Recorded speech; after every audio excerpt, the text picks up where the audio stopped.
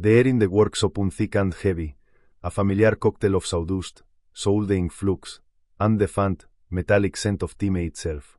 To Kevin, it was the smell of failure, the odor of a life lived too small. So not a sanctuary of creation, but a tomb of obsolescence, a cramped garage filled with the ghosts of forgotten projects and the stubborn, silent man who refused to let them go. Dad, we have to be realistic about this, Kevin said, his voice a carefully crafted instrument of strand patience, the kind no one uses for a difficult child or a fading mind. He held a glossy brochure in his hand, its vibrant colors a stark, cruel intrusion into the dusty sepia tones of the room. On its cover, smiling, silver-eyed Señor's plaid souffle board under a sky of impossible blue. Golden Vistas isn't a home. It's a community. You have people your own age, activities. 3 square meals a day. Arthur Vance sat on a worn wooden stool, his back to a workbench cluttered with intricate machinery that his son had never bothered to understand. His hands, gnarled with arthritis but still possessing a quiet, latent strength, rested on his knees. He didn't look at his son. He didn't look at the brochure. His gaze was fixed on a complex schematic pinned to the corkboard, a web of lines and numbers that was, to him, a map of a universe Kevin could never navigate. The illness had carved new lines into his face, a topography of pain worn with the same stoic endurance he had worn everything else in his life. It had stooped his shoulders and put a tremor in his steady hands, but it had not touched the core of him, the silent, unyielding center that now weathered his son's condescension. He was just an old man, a burden. That's what the world saw. That's what his own son saw. But what they didn't know, what they couldn't possibly comprehend, was that the quiet man in the dusty workshop adonce moved mountains, adonce built an empire not of brick and mortar, but of pure, unadulterated genius. And in his final act, he had converted that empire into a secret, a test, $1 million question posed to a son who had no idea he was being graded. Welcome to True Legacy Stories, where we explore the hidden heroes and the silent giants who walk among us. If you believe that a person's worth is measured by more than their bank account, make sure to hit that like button, subscribe to our channel, and ring the notification bell so you never miss a story that matters. Today, we delve into a story about a father, a son, and a secret that would redefine the very meaning of wealth, honor, and family. It is a story that asks a powerful question. What happens when the person you've dismissed your entire life is revealed to be the one person you should have revered the most? The silence that followed Kevin's pronouncement was not empty. It was dense, weighted with years of unspoken disappointment and the yawning chasm of misunderstanding that had become the primary feature of their relationship. Arthur finally turned his head, his movements slow, deliberate. His eyes, though clouded with age and illness, were still fiercely intelligent, possessing a clarity that made Kevin deeply uncomfortable. This house, Arthur said, his voice a low rasp, gravelly from the suce and the fatigue that now clung to him like a straw, is your mother's house. It was not an argument. It was a statement of fact, a cornerstone of his existence that he expected to be honored. Kevin sighed, a theatrical exhalation of frustration. He ran a hand through his perfectly coiffed hair, a gesture meant to convey how incredibly trying this all was. Dad, Mom's gone. It's been 5 years. The house is falling apart. The medical bills are piling up. You have no savings, no pension to speak of. This is the only asset we have. Selling it is the only logical choice. It's what she would want. She wouldn't want you to suffer. He weaponized her memory, turning it into another tool of persuasion, another lever to pry his father from the life he knew. He saw only peeling paint, not the wall where he and his mother had marked his height as they are. He saw only a leaky roof, not the shingles his father had replaced himself after a storm, working tirelessly through a weekend. He saw only a liability, not a legacy. Arthur's gaze drifted from his son to a small, framed photograph on the workbench. It was of his wife, her smile radiating a warmth that could still, after all these years, push back the encroaching cold. He had made a promise to her, a silent vow over a hospital bed, that he would always look after their boy. But how do you look after a boy who has grown into a man you no longer recognize? A man who measured love in square footage and calculated compassion on a balance sheet. The doctor's words had been clinical, detached. A prognosis delivered under the cold, fluorescent lights of an examination room. 6 months. A year, maybe. Time was no longer a vast, open sea, but a rapidly shrinking pond. And in that shrinking time, Arthur had made a choice. He had liquidated everything. The company had built from nothing, the patents that had quietly revolutionized an industry, the intellectual property sought after by global corporations, all of it sold in a single, secret transaction. The number, $1 million, was a simplified fraction of the truth designed for a specific purpose. It was a seed had planted in the stony soil of his son's character, and the would now watch to see if anything at all, could grow. He would be a sick, broke old man. He would ask for nothing. He would endure the disrespect, the pity, the condescension. He would watch, and he would learn the final, painful truth about the man he had raised. The weight of it all settled on his frail shoulders, heavier than any physical ailment. He didn't speak. He didn't argue. He just watched. His silence was a canvas, and on it, his son was about to paint his true colors. The room was a symphony of neglect, as object a note in a lone, sorrowful composition. Dust motes danced in the single shaft of afternoon light that pierced the gloom, illuminating a world that Time and Kevin had forgotten. Arthur's life was a museum of quiet accomplishments, a testament to a mind that never ceased working. The shelves were not filled with trinkets, but with prototypes of intricate gyroscopic stabilizers, early models of drone guidance systems, and hand-bound electromagnetic coils of breathtaking precision.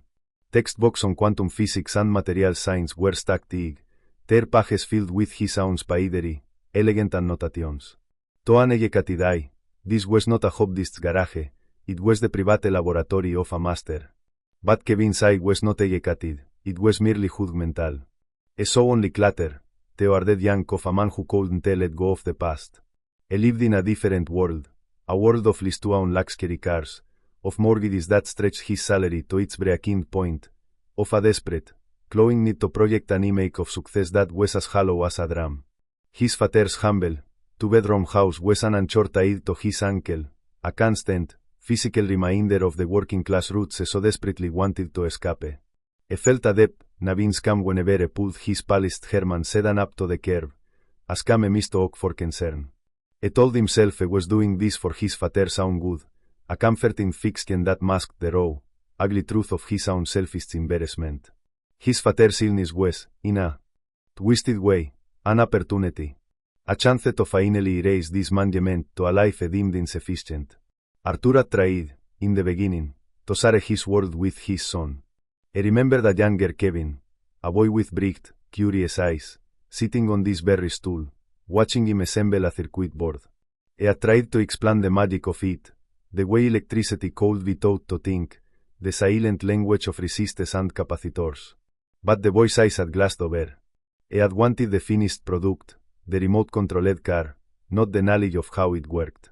The spark of curiosity had been extinguished by a thirst for instant gratification, a thirst that had only grown with time.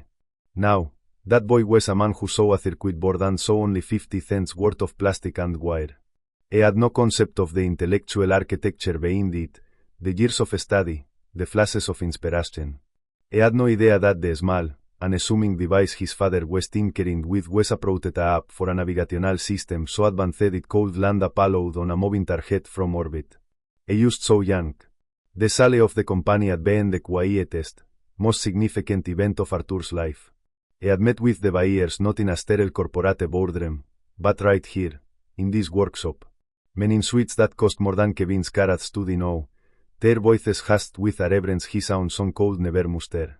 They hadn't used both his patents, they had bought his legacy, his name, his mind. The $1 million figure released to the public was a strategic decoy. The real deal involved a labyrinthine structure of stock options, performance bonuses, and a lifetime consultancy role, all managed by a discreet and powerful trust firm in another state. Arthur didn't need the money for himself. His needs were simple. The money was a tool. A scalpel. He was a scientist, a diagnostician at heart, and he was about to conduct the most important experiment of his life, to dissect the soul of his only son. He watched as Kevin picked up a small, intricately carved wooden bird, a whittling projected a made for his wife years ago. Kevin examined it for a moment, his lip curled in a faint sneer of distaste, before tossing it carelessly into a cardboard box labeled, Trash. E stood of a cherished object hitting the bottom of that box was a mere blow to Arthur's heart. Yet, he remained silent. The experiment had torn its course. The data had to be collected, no matter how painful. The setup was complete. The variable, his supposed poverty and illness, had been introduced. Now, all had todo was observe the reaction. It was a ghost in his own life, a silent observer watching a stranger dismantle his world, piece by painful piece, and they endured it all with the quiet, unsakable dignity of a man who knew the final, devastating truth was yet to come. The inciting incident arrived not with a bang, but with the slick, soulless click of a hidden ballpoint pen. Dr. Evans had delivered the prognosis with a practiced, gentle sorrow, his words cushioned by medical jargon but their meaning as sharp and clear as glass. Stage 4. Inoperable. A matter of months. Arthur had received the news with the same stoicism he received everything. And added, asked a few pointed questions about palliative care, and shook the doctor's hand. He had faced that before, in places and situations his son couldn't even imagine, and he would face it again on his own terms. The first thing he did was call Kevin, not for sympathy, but to set the stage. We need to talk, he had said, the words simple, direct. About the future. Kevin, however, heard not a plea for connection but a cue for action. He arrived the next day, and he did not come alone. With him was a man named Todd, a real estate agent whose smile was as bright and artificial as the laminated brochure carried. Todd's cologne filled the small living room, an aggressive, chemical scent that seemed to suffocate the familiar aroma of old books and lemon lists. He strode into the house with an air of proprietary assessment, his eyes scanning not the family photos on the mantelpiece but the structural integrity of the ceiling beams. Kevin made the introductions with a breezy confidence that set Arthur's teeth on edge. "Dad, this is Todd. He's the best in the business. He's just going to have a quick look around, give us an idea of what we're working with." Arthur remained seated in his worn armchair, the one his wife had always claimed, its floral pattern faded from years of sunless and stirred memories. He looked at Todd, then at his son. "I'm not selling my house, Kevin." Kevin's face tightened. He knelt, bringing himself to his father's eye level, a pantomime of intimacy that felt utterly false. "Dad, listen to me," he said, his voice dropping to a conspiratorial whisper, as if Todd weren't standing right there, shamelessly examining the window frames. "Dr. Evans called me. You know the situation. You can't stay here alone. You need professional care. We can't afford that without selling. It's simple math." The humiliation was a physical thing, a hot flash that spread across Arthur's chest. His private medical information, his final months of life, had become a topic of casual conversation, a data point in his son's financial calculations. He felt like a specimen under a microscope. Todd, sensing the tension, interjected with oily charm. "Mr. Evans, your son is just looking out for you. And to be honest, this neighborhood is hot right now. We could get this place on the market and have offers within a week. A quick sale, cash in your pocket. Think of it as unlocking your retirement." Unlock your retirement. The phrase was so obscenely ignorant, so utterly disconnected from the reality of Arthur's life, that for a moment, he felt a wild, desperate urge to laugh. He wanted to tell them. He wanted to unleash the truth like a thunderclap, to watch the smug, pitying expressions on their faces scatter and fall away. He wanted to tell them about the trust, about the portfolio managed by the sharpest minds in the country, about the fact that he could buy this entire block, including Todd's hot neighborhood, with the interest earned in a single quarter. He wanted to explain that his cluttered workshop held intellectual property that governments would pay billions for. But he held his tongue. The vow he had made was stronger than his anger. The experiment was more important than his pride. He simply shook his head, a slow, weary gesture of defiance. "No." The finality in his tone wiped the smile from Todd's face and replaced it with annoyance. Kevin stood up, his brief performance of concern vanishing, replaced by raw frustration. "Why are you being so difficult? I'm trying to help you. This place is a relic. It's a money pit. What is so important here that you'd rather suffer than be practical? It was the ultimate dismissal.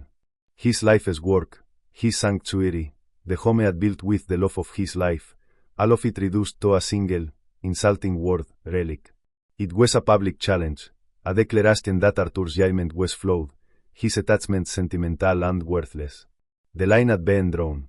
Arthur Vance, the supposed pauper, was being told to sacrifice his dignity for the sake of his son's convenience. He looked past Kevin, past the smirking realtor, and his eyes found the framed photo of his wife on the mantel. Her smile seemed to offer a silent message of strength. He would endure this. He would see it through to the end. His silence was his answer, a wall of quiet dignity against which his son's selfish ambitions would now crash, again and again.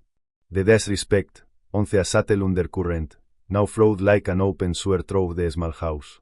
Kevin, emboldened by his father's passive resistance, took it as a sign of mental decline rather than a statement of quiet protest. He began to act not as a concerned son, but as a self-appointed executor of a life that was not yet over.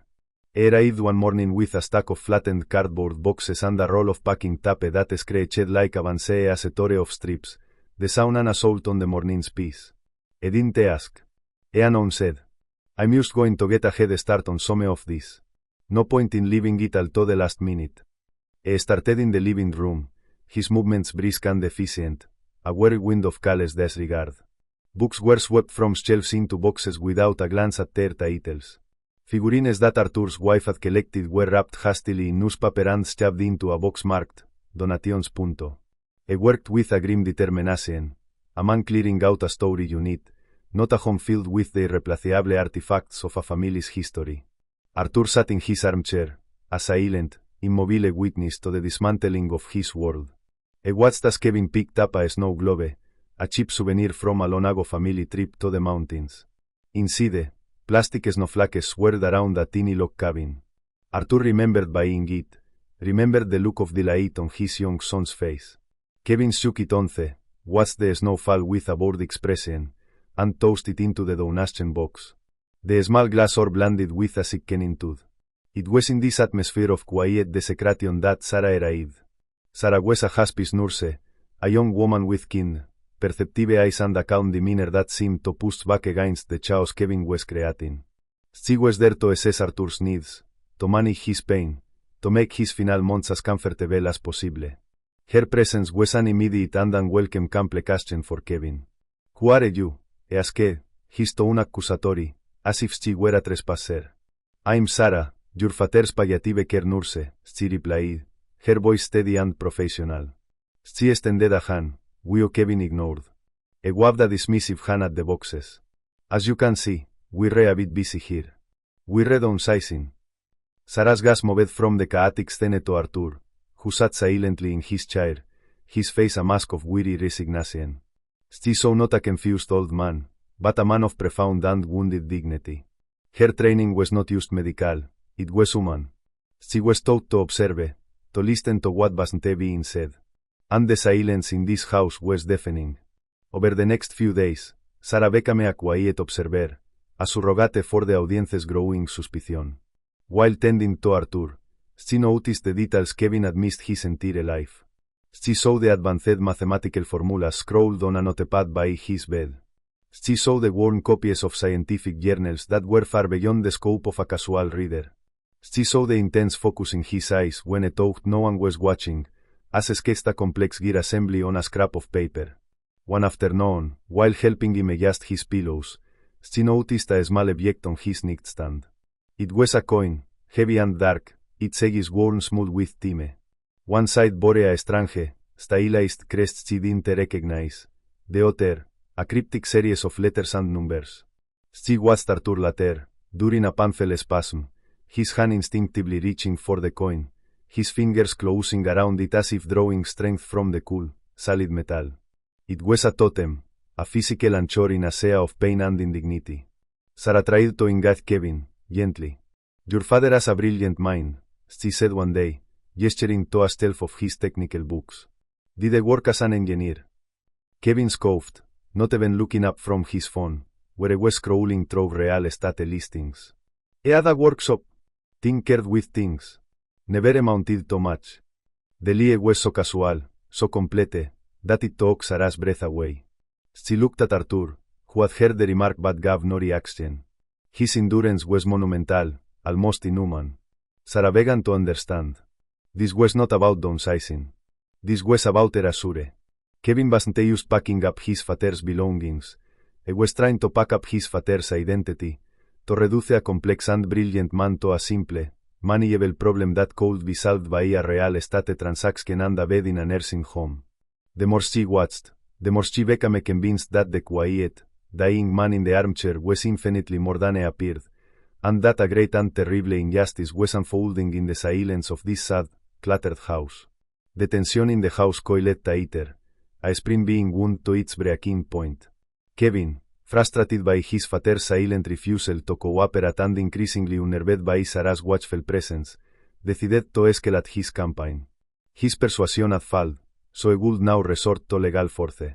He believed his father was no longer competent to make his own decisions, a convenient diagnosis that aligned perfectly with his own desires. He ran the formal competency assessment, a brutal and humiliating process designed to strip his father of his last remaining vestiges of autonomy. He brought two people within this team. One was a harried-looking social worker from the county's Adult Protective Services, a woman named Ms. Albrecht, whose expression suggested she had already heard every possible story of family dysfunction. The other was a notary public, a small, nervous man who clutched his briefcase like a shield. They assembled in the living room, which was now a chaotic maze of half-packed boxes. Kevin had intentionally left it in a state of disarray to support his narrative of a man overwhelmed and unable to care for himself. The scene was set. The trial was about to begin. "Thank you for coming," Kevin said, his voice oozing a false sincerity. "As you can see, the situation has become untenable. My father, whom I love very much, is unwell. Is confused. Is refusing to accept the reality of his situation, which is putting him in danger." Ms. Albrecht looked around the room, her eyes taking in the clatter, the dust, and the silent old man in the armchair. She then looked at Arthur, her gaze professional but not unkind. "Mr. Vance," she began, her voice gentle but firm. "Your son has expressed some concerns about your ability to manage your own affairs. Can you tell me today's date?" Arthur looked at her, his eyes clear. "It's Tuesday, October 24. And do you know where you are?" "I am in my home." His answers were short, factual, delivered in a low, steady voice. He would not perform for them. He would not plead his case. He would simply state the truth. Kevin, sensing that his father's lucidity might undermine his efforts, quickly interjected. "He has moments of clarity, of course. But they don't last. Yesterday, I thought my mother was still here. He gets lost." It was a cruel and blatant lie. Arthur had never once spoken of his wife in the present tense. He cherished her memory, he didn't distort it. Sarah, who had been quietly observing from the doorway, felt a surge of anger. She stepped forward. "That's not true," she said, her voice ringing with conviction. "Mr. Vance is perfectly lucid. He is grieving, and he is in pain. But his mind is sharp." Kevin shot her a look of pure venom. "You're a nurse, not a psychiatrist. You're paid to be here. You don't know our family situation." Ms. Albrecht held up a hand. "Let's keep this civil. Mr. Vance, your son wants to sell this house and move you to a facility where you can receive round-the-clock care. He says you have no other financial resources. Is that correct?" This was it. The central question. The art of the deception. The entire narrative of his son's making rested on the foundation of this single, supposed fact, that Arthur Vance was destitute. The room fell silent. All eyes were on him. Kevin leaned forward, his expression a mixture of anxiety and greedy anticipation. The social worker held her pen poised above her notepad. The notarist shifted his weight from foot to foot. Arthur could have ended it right there. A single sentence. "I am the founder of Vance Aerospace Dynamics and my net worth is in the eight figures." The words were on the tip of his tongue. He could see the shock, the disbelief, the delicious, satisfying collapse of his son's arrogant worldview. But then he looked at Kevin's face, at the callous impatience in his eyes, and the words died in his throat. The experiment was not yet complete. E at tosi drove to its bitter, necessary conclusion. El DMS d'Albrecht's gas, and with a quiet, unsaqueable finality, said, "I will not be leaving my home." His refusal, so calm and absolute, shifted the dynamic. He was no longer used a passive victim. He was a man-machine stand. Ms. Albrecht seemed to be reconsidering her initial assessment, a flicker of doubt in her eyes. It was at that precise moment, as Kevin opened his mouth to launch into another tirade of lies and manipulation, that a sound from outside could throw the tense atmosphere. It was a low, powerful the sound of expensive engines, arriving not one by one, but in unison. The sound of money, of power, of a world that had no business intersecting with this quiet, forgotten street. Everyone froze. The crescendo of the confrontation was unexpectedly, jarringly, interrupted. The climax was about to begin, but it was not the one Kevin had planned. The arrival was a disruption of reality itself. Through the grime of the front window, they could see them, three gleaming black sedans, parked in a silent, formidable row along the curb. They were immaculate, their dark paint absorbing the mid sun, their tinted windows revealing nothing of the occupants within. They were so out of place in the modest, slightly weathered neighborhood that they looked like a spacecraft that had just landed. Doors opened in perfect, practiced unison. The first to emerge were not passengers, but drivers in simple, dark suits, their movements economical and precise. They stood by their vehicles, alert and watchful. Then, from the center car, a passenger door was opened, and a pair of impeccably polished, black leather heels stepped onto the cracked pavement. They were followed by a woman in a charcoal gray suit tailored with a precision that spoke of astronomical expense.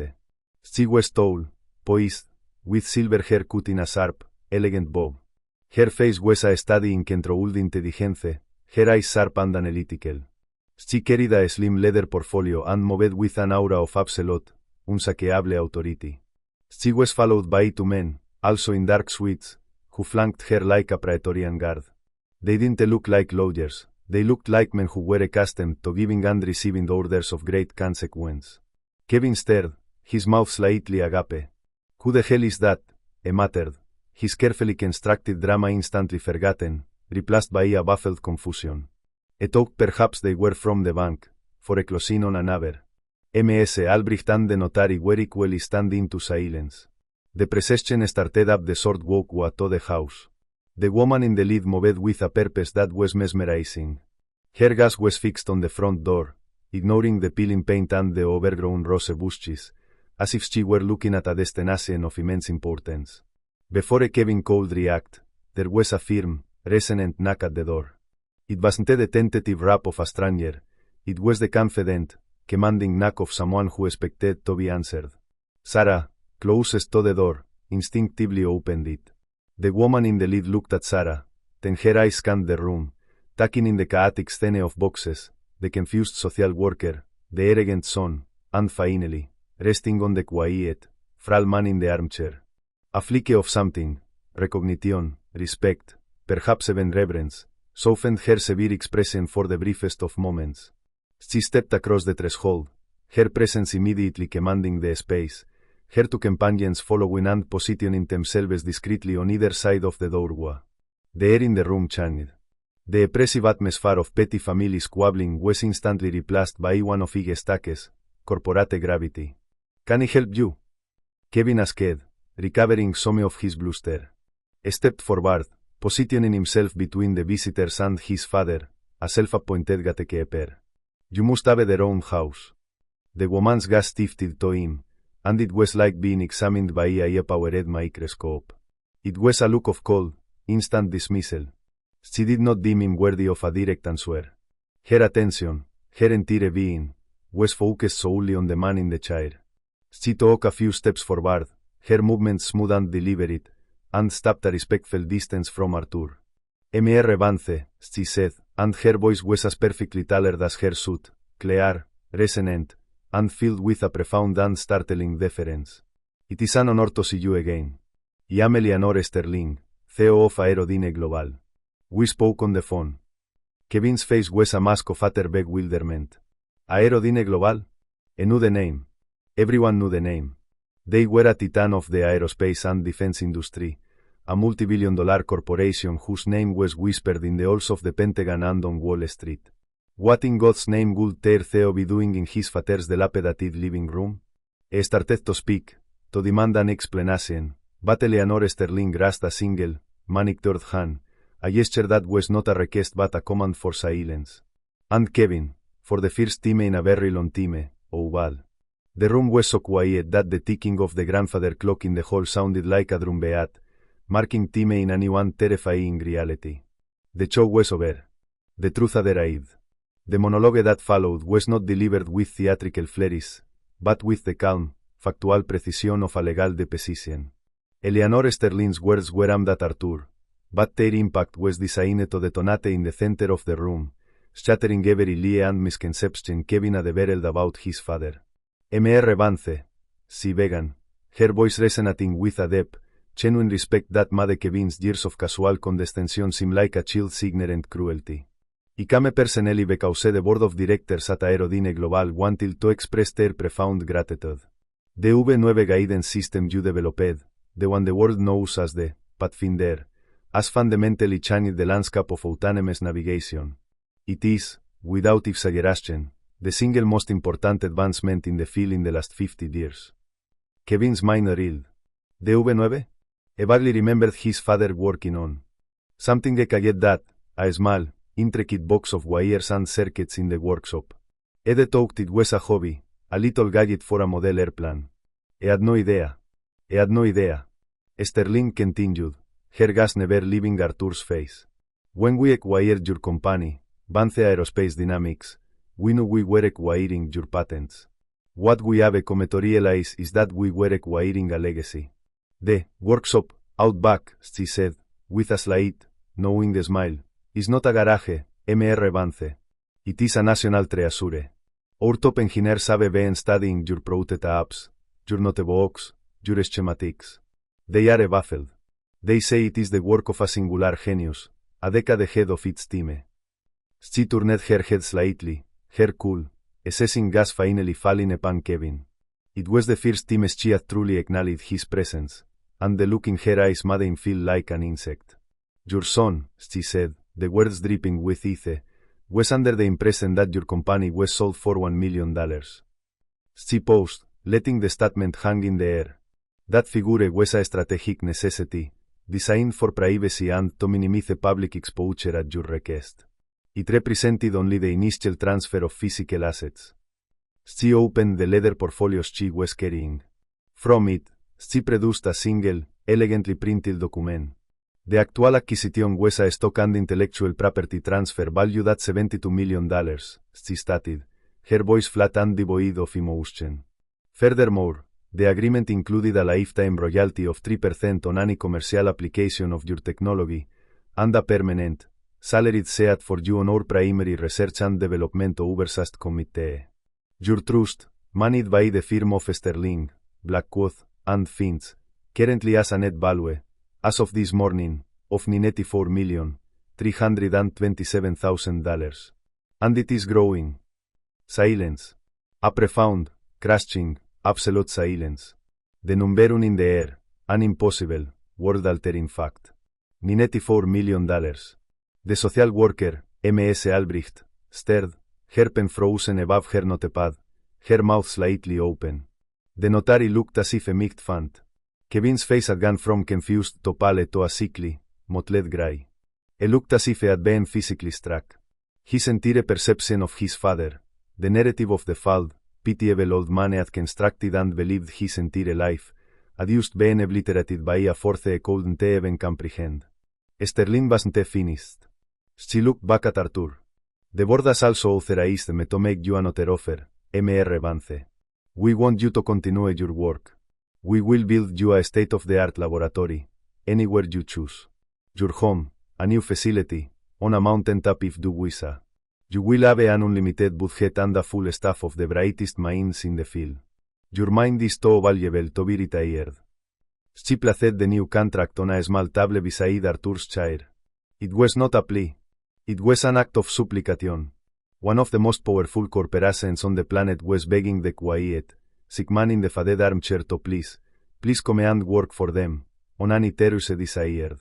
The power dynamic in the room Antaeus shifted, it had been inverted with the force of a tectonic event.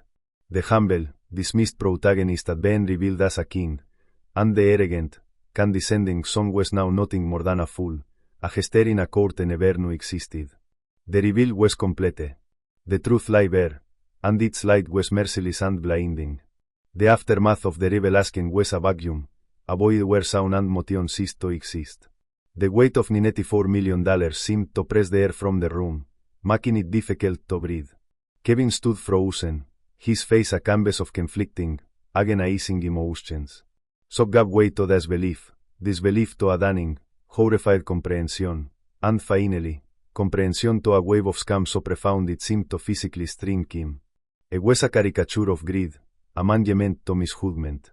His petty scheming, his condescending speeches about being realistic, his careless tossing of his father's cherished memories into a trash box, it all replied in his mind, now casting the horrifying, Gary's a light of the truth.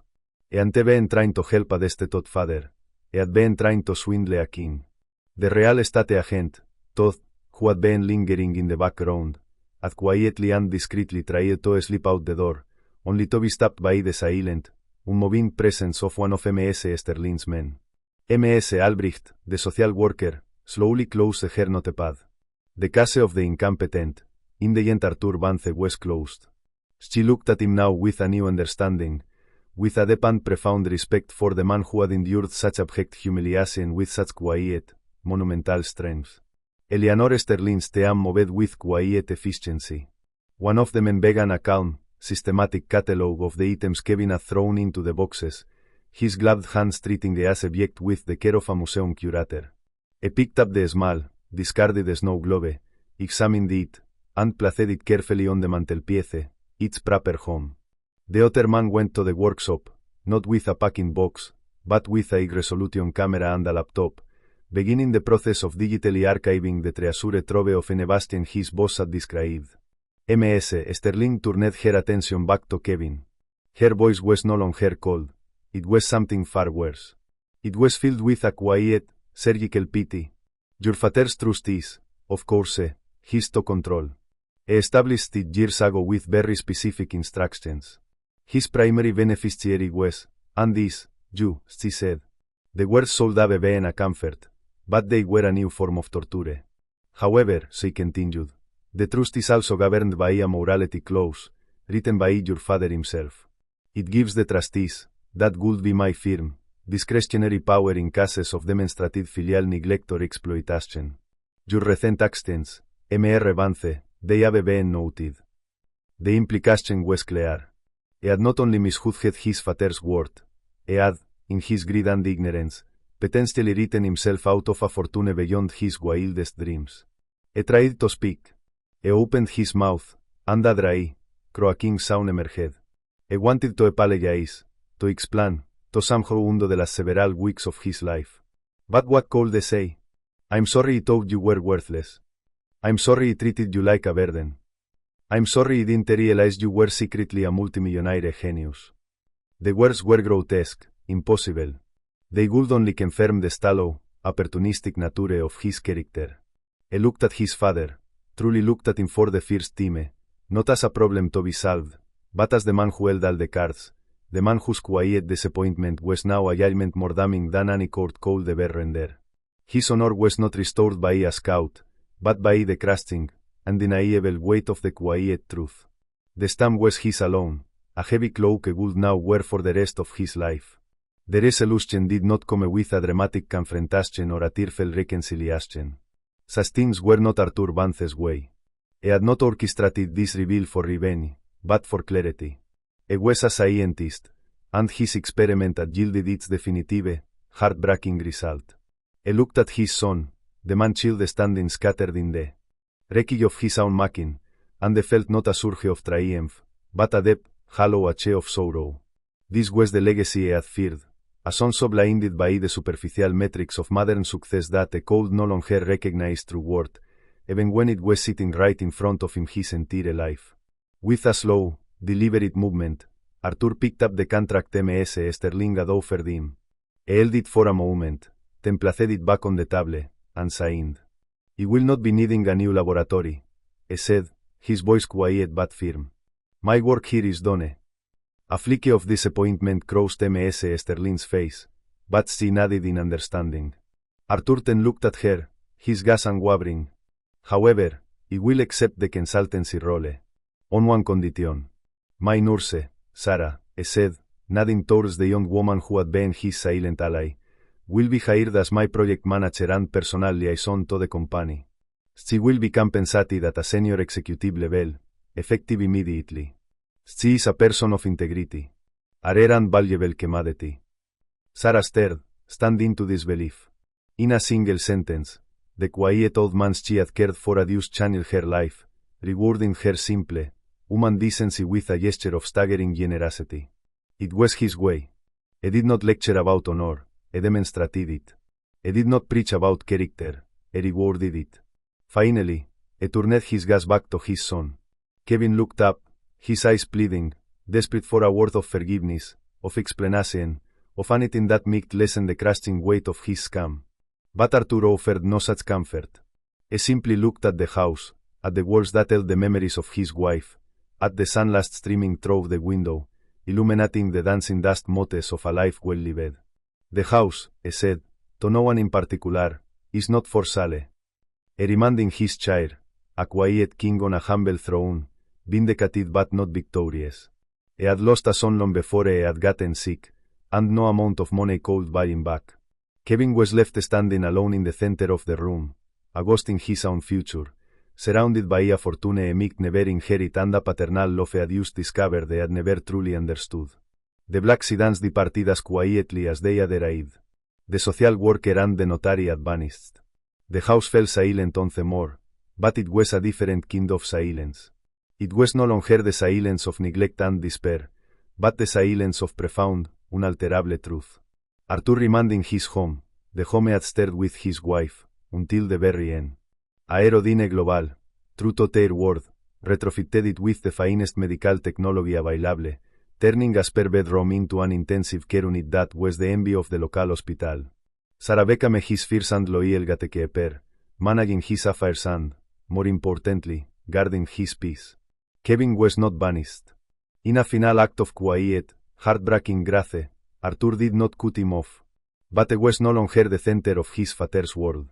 He was a visitor, a penitent who came to sit by the bedside of a man he was only just beginning to know, a man who was now, day by day, slipping away from him. He was left with the crushing weight of his accents, and the long, difficult task of trying to become a man worthy of the father he had so profoundly misjudged. The lesson was learned in the quiet moments, in the unspoken spaces between them, a lesson about the nature of true wealth and the blindness of a greedy heart. The story of Arthur Vance serves as a powerful, dramatic reminder that the greatest treasures are often hidden in the plainest of wrappers. We look at the elderly, the quiet, the humble, and we so often see only what is on the surface. We dismiss their lives, their experiences, their wisdom, because it does not glitter with the cheap shine of modern success. But what if we are our own? What if the quiet man in the worn-out sweater, the silent woman tending her small garden, holds within them a universe of experience and knowledge that we, in our arrogant haste, have completely overlooked?